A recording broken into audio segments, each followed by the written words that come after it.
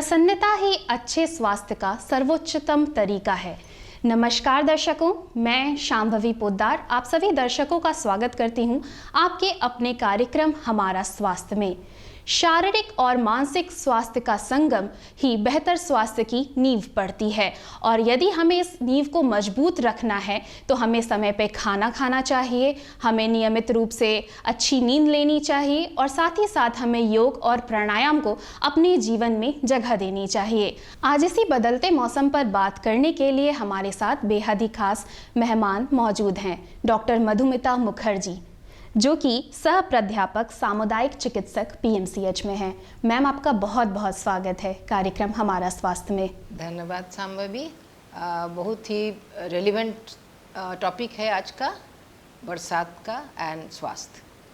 बदलते मौसम के साथ ही बैक्टीरिया और वायरस बहुत अत्यधिक मात्रा में सक्रिय होने लगते हैं, जिस कारण से घर घर में बुखार होना एक आम बात है।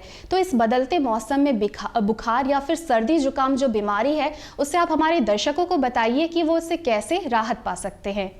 बरसात जो है सो राहत तो लेके आती है, इसमें कोई दो राय नहीं है, लेकिन साथ में कुछ स्वास्थ्य संबंधी प्रॉब्लम भी आ जाती है। जैसे तुमने कहा बुखार का, तो ये सबसे कॉमन है कफ एंड कोल्ड। ऐसा है कि जबकि कोविड का पैंडेमिक बिल्कुल चला नहीं गया है, तब किसी भी बुखार को हमको सबसे पहले कोविड सोचते हुए उसको एक्सक्लूड करने के बाद ही हम उस कफ एंड कोल्ड का बात करेंगे। ये पहले ही बता देना चाहिए। दूसरा में हो गया कि cough and cold most common, उसके बाद इन्फ्लुएंजा जो कि थोड़ा और ज़्यादा सिम्टम, और बाकी यही दोनों बुखार में तो इसके बाद और आएंगे, लेकिन ये जो सामान्य है कफ एंड कोल्ड ये बहुत कॉमन है। बुखार, देह में दर्द, नाक से पानी गिरना, गले में दर्द, ये सारे सीजनल बीमारी हैं और ये खुद ब खुद ठीक भी हो जाता है। इसलिए इसमें कोई खास उसका तो ज़रूरत तो है नहीं, लेकिन सबसे ज़्यादा ज़रूरत ये है कि अपना देह का ताकत बनाए रखें, दैट इज़ इम्यूनिटी। तो वो उसके लिए न्यूट्रिशस खाना, खास करके विटामिन सी और हाइजीन, चूँकि इस मौसम में बैक्टीरिया एंड वायरस जो तुमने अभी कहा, सही में वो चूँकि मौसम वेट होता है तो पानी में जो है कोई उसकी ग्रोथ बहुत ज़्यादा होते हैं और सारे कीड़े मकोड़ों का और पक्षियों का भी अभी जो है सो ये ब्रीडिंग सीज़न होता है, वेरी फर्टाइल ब्रीडिंग सीज़न, तो वो भी बहुत ज़्यादा होते हैं और हर जगह वेट है तो हाथ से या हमारा एयरबॉर्न इन्फेक्शन जो है वो बहुत ज़्यादा होता है। तो इस कारण से हमको जो है कोई थोड़ा सावधान उस कारण से रहना होता है इस मौसम में। मैम, जैसा कि आपने कहा कि अभी कोरोना पूरी तरह से गया नहीं है, साथ ही साथ आपने कहा कि आप घर पे इसका घरेलू उपचार कर सकते हैं, लेकिन बहुत से ऐसे लोग होते हैं जो केवल घरेलू उपचार में ही रह जाते हैं और वो डॉक्टर की परामर्श नहीं मानते और अपना खुद से इलाज करने लगते हैं। तो आप वैसे लोगों को क्या कहेंगी? ये जो कफ एंड कोल्ड है या इन्फ्लुएंजा है, जैसे मैंने बताया कि ये खुद ब खुद स्पॉन्टेनियसली क्योर हो जाते हैं, सही है, लेकिन इस मौसम में पानी से होने वाली बीमारी, खाना से होने वाली बीमारी भी बहुत सारे हैं, जो कि जैसे मान लो टाइफॉइड है या मान लो डेंगू है या मलेरिया है, तो वो बुखार तो खुद ब खुद नहीं जाएगा। तो क्या होता है कि ये घरेलू उपचार बहुत अच्छा है, ये काढ़ा है जो भी है, तो वो सब फ्लू के लिए, कफ एंड कोल्ड के लिए सही है। लेकिन अगर बुखार 3 दिन से ज़्यादा होने लगता है और कुछ ज़्यादा सिम्टम्स दिखते हैं तो फिर डॉक्टर के पास जाना बहुत ही उचित है, क्योंकि इस मौसम में टाइफॉइड, डेंगू, मलेरिया और हमारे बिहार में काला जर और कभी कभी चिकनगुनिया भी हमारे बिहार में, ये सब बीमारी भी है जिसका मेन सिम्टम भी फीवर ही है। तो प्रोलॉन्ग्ड फीवर अगर है और विद ज़्यादा सिम्टम के साथ, जैसे टाइफॉइड है तो उसमें एब्डोमिनल सिम्टम होंगे, पेट में दर्द होगा, पेट में दर्द होगा, कॉन्स्टिपेशन हो सकता है, डायरिया हो सकता है, लाइक दैट। या मान लो कि मलेरिया है तो मलेरिया में फीवर होगा, चिल होगा, स्वेटिंग होगा। तो ये अपना सिम्टम्स को देखते हुए और अगर प्रोलॉन्ग्ड फीवर है तो इन एनी केस डॉक्टर के पास तो जाना है। मैम, मेरा अगला प्रश्न आपसे ये है कि इस मौसम में जो इम्यून सिस्टम है, जैसा कि आपने पहले भी कहा था, वो कमज़ोर होने लगता है। साथ ही जो दर्शक हैं उनकी तरफ से कहा जाता है कि उन्हें पाचन संबंधित समस्याओं का सामना अत्यधिक रूप से करना पड़ता है। तो उसमें आप हमारे दर्शकों को बताइए कि वो किस तरह से पाचन संबंधित समस्याओं से निजात पा सकते हैं। इस मौसम में जो है कि फूड एंड वाटर बॉर्न, मतलब कि गंदा हाथ, खाना बनाने वाला का गंदा हाइजीन, और इस मौसम में मक्खी भी बहुत हो जाता है। जैसे पहले भी हमने कहा कि सबका ब्रीडिंग बहुत बढ़ता है, और इस कारण से क्या होता है कि कंटामिनेशन खाना में ज़्यादा होता है, एंड देयरफॉर डायरिया होते हैं। बहुत कॉमन है डायरिया बरसात में, और डायरिया होने से क्या होगा कि इंटेस्टिनल फ्लोरा जो है सो ख़त्म हो जाएगा। और जब इंटेस्टिनल फ्लोरा मतलब इंटेस्टिन का अपना रोग प्रतिशतक क्षमता जो होता है वो ख़त्म हो जाता है। दैट मीन्स विशियस साइकिल हो गया। फिर वो उस कारण से फिर खाना जब आएगा तो एक्चुअली जब हमारा पाचन तंत्र कमज़ोर है, उसको इन्फ्लेम्ड है, तो पाचन संबंधी तो दिक्कत होएगा ही। इसलिए पाचन संबंधी दिक्कत, तो इसमें क्या करना है, करना क्या है कि हम उस तरह का खाना खाएंगे जो कि इजीली डाइजेस्टेबल हो, और सबसे ज़्यादा हम ध्यान देंगे पानी कैसा हम ले रहे हैं, और खाना जो हमारा बन रहा है उस खाने बनने का जो सैनिटेशन है हमारा किचन का, या जहाँ भी बाहर अगर हम खाते हैं तब तो बहुत ज़्यादा सावधानी बरतें कि किस तरह का एनवायरनमेंट में हम खा रहे हैं। अभी बरसात में आम का मौसम है, एक आम काटिए दोपहर में बिल्कुल मोटा मोटा नीला नीला मक्खी आ जाएगा, तो वो इस सब से बचाव बहुत करना है। तो ये सफाई, एंड देन अगर डायरिया हुआ तो उसका तुरंत के तुरंत आपको उपचार करना होगा। और डायरिया का मेन उपचार क्या हुआ, मेनली अगर बच्चों में है तो उसका डिहाइड्रेशन, जो कि बहुत डेंजरस हो जाता है, बच्चों का डिहाइड्रेशन बिल्कुल नहीं होने देना है, और पानी साफ़ होना है। पानी अगर घर में एक्वागार्ड कैंट आजकल सब घर में रहता है, अगर वो नहीं है तो बॉयल करके खाएं, उससे अच्छा कुछ भी नहीं है। बॉयल करके उसको जब बॉयल होने लगे तब उसको कहते हैं रोलिंग बॉयल। आपको दिखता है कि बुलबुला बनते रह रहा है, उसको सिम पे कर दिए हैं लेकिन बुलबुला बनते रह रहा है। उस हालत में 15 से 20 मिनट उसको चूल्हा पर छोड़े, गैस पर छोड़े, और फिर उसको साफ़ कपड़ा से छान के, वो कपड़ा को भी उसी गर्म पानी से धो के छान के तब हम उसको स्टोर करें। सो पानी और खाना, ये इसमें जो कंटेमिनेशन होता है उसी के कारण से हमारा पाचन तंत्र का वीकनेस होता है। दैट्स वाई हमको वो दोनों पर ध्यान देना है। जैसा कि मैम आपने कहा कि विटामिन सी से जो हमारे शरीर की रोग प्रतिरोधक क्षमता है वो बढ़ जाती है, और साथ ही साथ मैम मैं आपसे ये पूछना चाहती हूँ कि बैलेंस डाइट का क्या महत्व है इस बारिश के मौसम में, क्योंकि आपने कहा कि वाटर बाउंड जो डिजीज़ है वो बढ़ जाती है, तो इसमें बैलेंस डाइट किस तरह से अपनी महत्वपूर्ण भूमिका निभा सकती है। ये जो बैलेंस डाइट खाना जो है, ये यही चीज़ तो है जो हम ऊपर बाहर से डाल रहे हैं, और उसी से पूरा बॉडी मेरा काम कर रहा है। तो बैलेंस डाइट वो होता है जिससे कि हमको सारी जो हमको ज़रूरत की न्यूट्रिशन है वो मिल जाए, और साथ के साथ थोड़ा ज़्यादा भी मिले, ताकि उससे हम बॉडी में स्टोर कर लें, और जब हम बीमार पड़े तब वो हमको काम आए। अब अभी हमारा खाना पीना में क्या हो गया है, ख़ास करके जो स्टूडेंट्स, यंग बच्चे हैं, वो उनको बाहर का खाना बहुत अच्छा लगता है। बाहर का खाना अच्छा लगने में क्या हुआ, वो फास्ट फूड, जंक फूड, ये तुम्हारा वो कोल्ड ड्रिंक्स, जिसमें कि एम्प्टी कैलोरीज होते हैं और कोई ख़ास न्यूट्रिशन उसमें उतना ज़्यादा नहीं होता है जितना कि उसका हर्ज होता है। तो बैलेंस डाइट हमारा घर का खाना अभी खाना है जिसमें कि सारे न्यूट्रिशन हो। हमारे घर में जो साधारण भात, दाल, सब्जी, अभी का सब्जी जो बनते हैं, जो लोग नॉन वेज है वो लोग मछली, लेकिन अभी का समय में जो भी खाना है, फ्रूट्स है, मछली है, जो भी है, उसको बहुत अच्छे से धोना है, क्योंकि उसी में आपके साथ खेत से या मछली है तो वो भी कुछ उस तरह का खाया, तो वो उसको धोना बहुत अच्छा से है, ताकि हम खाना के साथ उस बैक्टीरिया को या वायरस को अंदर नहीं लें। एक बात। दूसरी बात, खाना जो हम खा रहे हैं उसके साथ साथ हमको ऐसा भी चीज़ लेना है जो कि इम्यून बूस्टिंग है। जैसे हमारे बॉडी के लिए vitamin A, vitamin B12, vitamin C, vitamin D पर बहुत सारे ज़रूरत है। लेकिन अभी इम्यूनिटी के लिए सबसे ज़्यादा जो इम्पोर्टेंट कहा जाता है वो है vitamin E and vitamin C. Vitamin E जो है, जो हम लोग जो भी खाना लेते हैं उसमें मोटा मोटी वो आ जाता है, इसको उसका चर्चा अभी नहीं करेंगे। चर्चा करेंगे विटामिन सी की। और विटामिन सी जो है बरसात में इतना आसानी से मिल सकता है। आप कहोगे सिट्रस फ्रूट, नींबू का तो कोई दिक्कत नहीं है, या नारंगी या मौसम्बी, अगर वो महंगा है तो ये गुआवा, इसमें तो नींबू से भी ज़्यादा है। ये जो अमरूद अभी तो बहुत ज़्यादा मिलता है, सोमवारी में तो अमरूद एकदम टोटल बहुत ज़्यादा।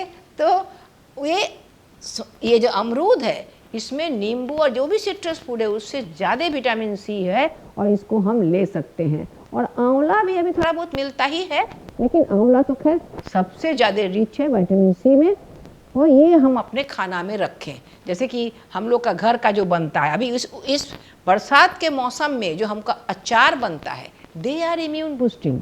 अचार जो होता है वो सारे विटामिन सी उसमें होते हैं, और साथ में और वो मंगरेला और वो जो हम डालते हैं छोटे छोटे मसाले, वो सारे इम्यून बूस्टिंग चीज़ें हैं। उसको हम बरसात में खास करके खाया जाता है कि वो उसके साथ में। तो आंवला का भी अचार बनता है।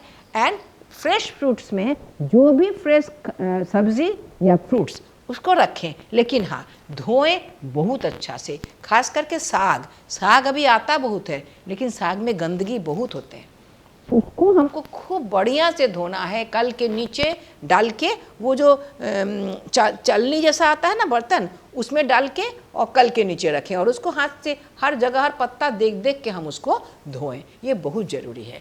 जितना ये हमको पहुंचाएगा, हाँ लाभ पहुंचाएगा, अगर वो गंदा रहे तो साथ में हानि भी पहुंचा देगा। इसलिए ये चीज़ देखना बहुत ज़रूरी है। तो मेन पॉइंट कहाँ आ गए हम? फिर वहीं हाइजीन, बरसात में फूड हाइजीन, हैंड हाइजीन, फिर उसी पॉइंट पे आ गए। दर्शकों, जैसा कि मैम ने कहा कि बैलेंस डाइट का मतलब होता है हमारी थाली वैसी जैसे कि उसमें हर रंग मौजूद हों, मौसमी फल, सब्जियां, सब कुछ मौजूद हों। मैम, मेरा अगला प्रश्न आपसे ये है कि इस महीने में जो लेप्टोस्पायरोसिस बैक्टीरिया है उसका खतरा अत्यधिक बढ़ जाता है, तो आप उसके बारे में हमारे दर्शकों को बताइए। वाटरबॉर्न तो इसको हम बोलते हैं, लेकिन एक्चुअली ये जो इसका जो कीड़ा है वो स्पायरोकीट, तो वो जो है एक्चुअली डायरेक्ट नहीं, डायरेक्ट कैसे आएगा कि ये है जूनोसिस जिसको बोलते हैं। जूनोसिस मतलब जानवर से आदमी में आने वाला बीमारी, जैसे कि आपका वो रेबीज़ है जो कुत्ता काटने से, कुत्ता के लार से हमारे शरीर में आ जाता है, उसी तरह से ये जानवर के पेशाब में ये आता है। तो इसमें क्या होता है कि अब कुत्ता कहीं भी पेशाब कर रहा है, फिर वही बात फिर वहाँ आ गए, जैसे कि साग बाग है, सब्जी है, खेत है, वहाँ कुत्ता का पेशाब हो सकता है और वो आया एक बात, और जिससे भी आया। और ये जो कीड़ा है ये बहुत एडमेंट है, ये सालों जीता है, कहीं भी मिट्टी में हो, जमीन पानी में हो, ये जीते ही रहता है, नहीं मरता है। तो ये सब अमर कीटाणु सब जो है, इनके कारण से क्या होता है कि मान लीजिए हाथ गंदा है, उसमें वो किसी तरह से कहीं से किसी सरफेस से हाथ में वो आ गया, मेरा यहाँ पर मान लीजिए हम उसको रगड़ें, वो जाता है। अगर यहाँ पर मान लीजिए हमको कहीं कटा हुआ है, थोड़ा बहुत ब्रिच है, रहता ही है हाथ में, काम वाम करने वाले थोड़ा बहुत तो कट ही जाता है, उस हाथ से वो आ गया तो वो अंदर जाएगा। और यहाँ तक कि जो स्विमिंग पूल सब है उसमें भी ध्यान देना चाहिए कि उसमें अगर मान लो कि किसी तरह से भी जानवर का पेशाब उसमें हो तो उससे भी हमको हो सकता है, तो कुछ पता ही नहीं चलता है कि हमको कहाँ से हो गया। एनीवे, ये भी एक फीवर की बीमारी में आती है लेप्टोस्पायरोसिस। हालांकि इसकी दवाई एकदम उपलब्ध है, penicillin is the drug of choice, इसके लिए बहुत दवाई उपलब्ध है, लेकिन हाँ डायग्नोसिस होना बहुत ज़रूरी है। और हमको सावधानी तो बरतना चाहिए कि नहीं हो, तो हमको फिर वही आ जाएंगे, वही सैनिटेशन, घुमा फिरा के वही आएंगे कि बरसात में सबसे बड़ा मंत्र जो है सो सफाई। आँखें जो शरीर का सबसे खूबसूरत अंग है, तो इसकी देखभाल हमें किस प्रकार से करनी चाहिए? क्योंकि बारिश के मौसम में आँख में कई बार कई तरह की बीमारियां हो जाती हैं, कई बार आँख लाल हो जाती है, उसके ऊपर दाने निकल आते हैं, तो इससे आप हमारे दर्शकों को बताइए कि वो अपनी आँखों की देखभाल किस प्रकार से करें। आँख में सवेरे सवेरे आँख को पानी से ज़रूर, पानी मार मार के आँख में साफ करें। क्यों? आँख, आप कोविड के टाइम में सुने हो कि जब मास्क लगाते थे और कहते थे कि हाथों से बाहर में जब हैं तो आँख को नहीं छूना है। आँख जो है ये तो स्किन है, देह को नहीं छूना है। आँख जो है वो तो म्यूकस मेम्ब्रेन, कॉन्जंक्टिवा, उसको उसमें इन्फेक्शन और जल्दी लग जाती है। बात फिर वहीं पर आ गए हम कि अगर मेरे हाथ में किसी किस्म का बैक्टीरिया, वायरस कुछ भी है और उस हाथ से हम आँख को छूते हैं तो वो आँख पट से उसमें वो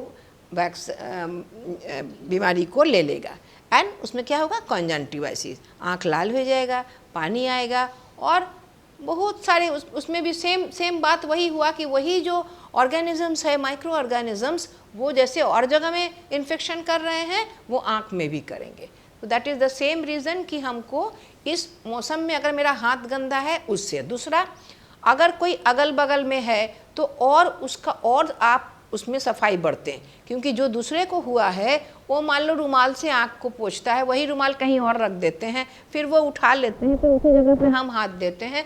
तो ये सब चीज़ें जो हैं इन्फेक्शन ट्रांसमिशन का नॉलेज जो हमारे, सच पूछिए तो हमारे जो खास करके हम कहेंगे कि बिहार में, क्योंकि इतना दिन से हम पब्लिक हेल्थ में काम कर रहे हैं, हमारे यहाँ बेसिक पर्सनल हाइजीन जो है सो बहुत वीक है। अगर वो ठीक हो जाता है तो आप शायद सुने होंगे कि अगर हाथ साफ होता है और बच्चा को बाथरूम जाने के बाद या खुद शौच करने के बाद लोग जो हैं को अगर हाथ को साबुन से धोए तो डायरिया का जो इंसिडेंस है बच्चों में वो 50% घट सकता है।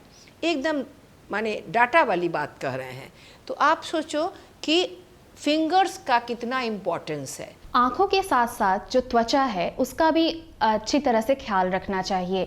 इस नमी भरे मौसम में जो हमारी त्वचा है वो काफ़ी हद तक चिपचिपी हो जाती है, तो इस त्वचा को स्वस्थ रखने के लिए कौन कौन से उपाय किए जाने चाहिए? ये बड़ा ही पर्टिनेंट क्वेश्चन है, खास करके एडोलेसेंट्स में, कॉलेज गोअर्स एंड माने एडोलेसेंट्स बॉयज़ एंड गर्ल्स में बहुत ही प्रॉब्लम का है, क्योंकि वो दिन भर बाहर रहते हैं और ये जो प्रॉब्लम है ये होता है कि ऑयली स्किन का ऑयली हो जाना, बहुत ज़्यादा पसीना चलता है, उससे क्या होता है, और डस्ट। अभी तो और भी है कि हमारे पटना में ही देख लीजिए तो इतना डस्ट हर जगह कुछ काम हो रहा है, कंस्ट्रक्शन वर्क चल रहे हैं, तो हमारे बॉडी के जो स्किन जो है, जो ओपन स्किन है, उसके जो स्किन के जो पोर्स होते हैं ना, वो उसमें आ गया आपका डस्ट एंड देन ऊपर से स्वेटिंग, तो वो क्लॉग हो जाता है, बंद हो जाता है। तो बंद हो गया, again that is the chance of infection and that is the cause of वो मुंह में जो एक्ने एंड पिंपल्स बढ़ने लगते हैं, जो बच्चों को बहुत ज़्यादा कंसर्न होता है उससे। नेचुरली वो तो एक तो दिखता भी खराब है और दुखता भी है।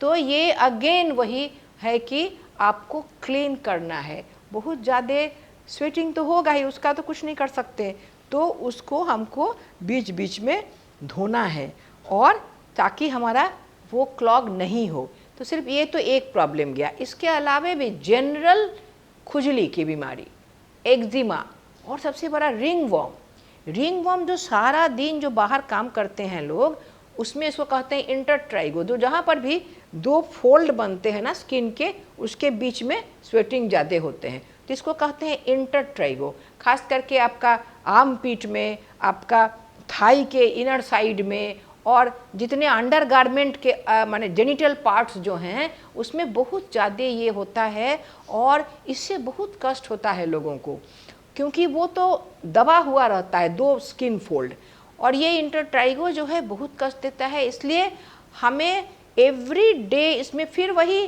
कि आपको पर्सनल हाइजीन पे ध्यान देना है। चेहरा का तो हो गया कि धो लेंगे, लेकिन बाकी अंदर का जो आर्म पीट है, जेनिटल एरिया है, थाइज हैं, जहाँ भी, खास करके ब्रेस्ट के नीचे औरतों में जो जहाँ जिस जगह पर चिपा हुआ होता है, या भी इसकी बहुत ज़्यादा बड़ा अगर पेट थोड़ा ज़्यादा है तो वो उसका भी बन जाता है क्लेफ्ट, तो उसमें आपको ये बीमारी रिंग वर्म, खासकर फंगल इन्फेक्शन, ये होने का चांस बहुत ज़्यादा रहता है। और अगर वो डायबिटिक हैं, ऐसे तो नॉन कम्युनिकेबल डिजीज़ में कोई ख़ास फ़र्क नहीं पड़ता बरसात में, लेकिन अगर वो डायबिटिक हैं तो फंगल इन्फेक्शन का चांस ज़्यादा है।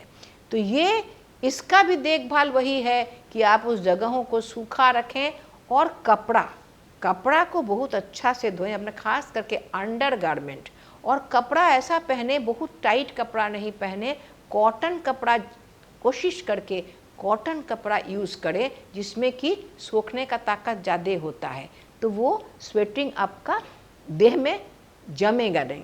और इसके साथ साथ और दवाइयाँ तो है ही, अगर बहुत ज़्यादा है डॉक्टर को ज़रूर दिखाएं, और एंटीफंगल और जो भी स्किन प्रॉब्लम है उसका आप दवाई करें। बारिश का मौसम हमारे लिए खुशहाली लेकर आता है, लेकिन साथ ही साथ ये हमारे लिए कई सारी परेशानियां भी लेकर आता है।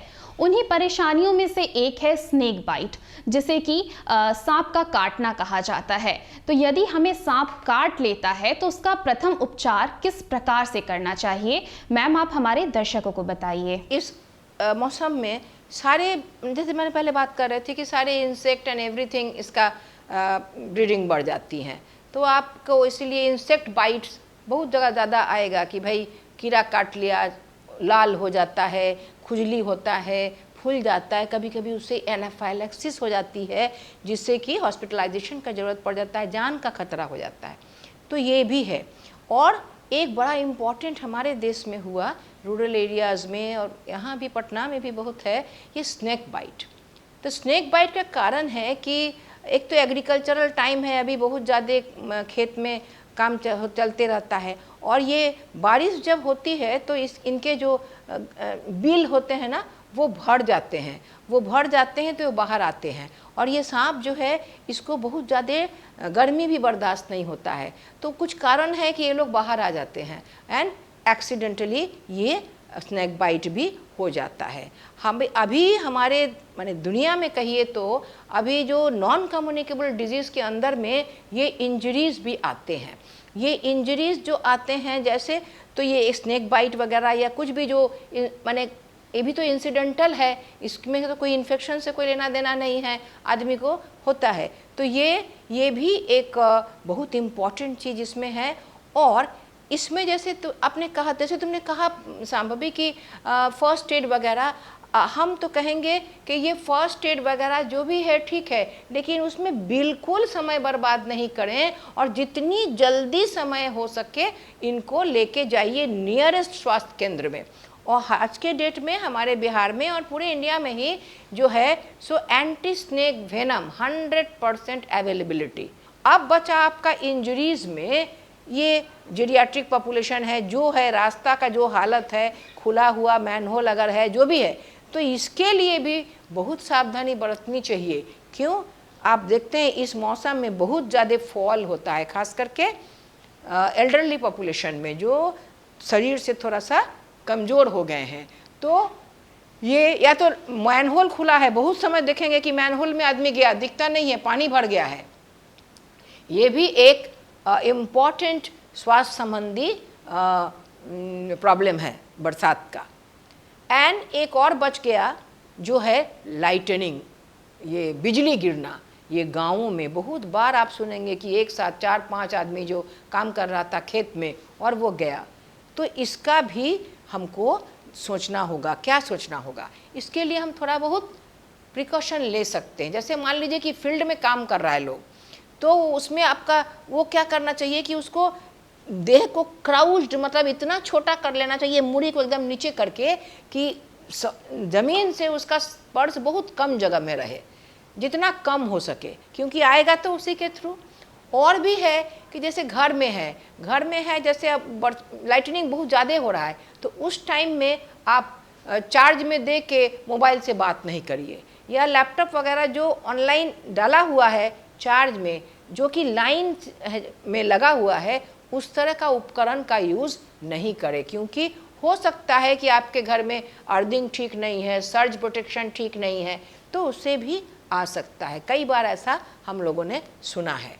तो ये एक प्रिकॉशन ये भी लेना बहुत ज़रूरी है। खास करके हमारे फील्ड में काम करने वाले, उनको बड़ा पेड़ के नीचे मत खड़ा होइए उस टाइम में, या किसी बड़ा ब्रिज वूज है या रोड है उसके सामने, माने बिल्ट एरिया, उसके कंक्रीट के सामने नहीं रहिए। इस तरह का प्रोटेक्शन भी हमको लेना होता है, और ये भी कभी कभी बहुत जानलेवा हो जाता है, ये लाइटनिंग। दर्शकों, जैसा कि मैम ने कहा कि छोटी छोटी सावधानियां बरतकर आप अपनी जान बचा सकते हैं। अब दर्शकों, हमारा चलने का वक्त हो गया है, तो चलते चलते हम मैम से पूछते हैं कि मैम आप हमारे दर्शकों को क्या संदेश देना चाहती हैं। Prevention is better than cure.